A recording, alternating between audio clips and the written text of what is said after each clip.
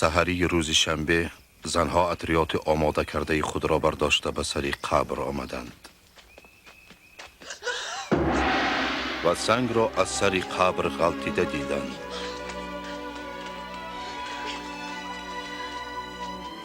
چون وارد شدند جسد عیسی را آنجا نیافتند.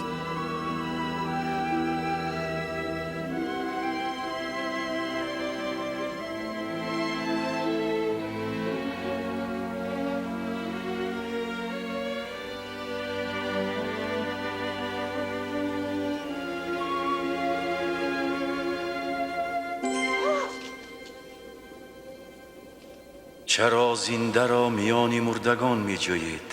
او اینجا نیست، او احیا شد. و یاد دارید که وقتی در جلیل بودنش چی گفته بود؟ پسری انسان به دست گناهکاران بیفتد، به حاج کشیده شود و روز سیوم احیا شود.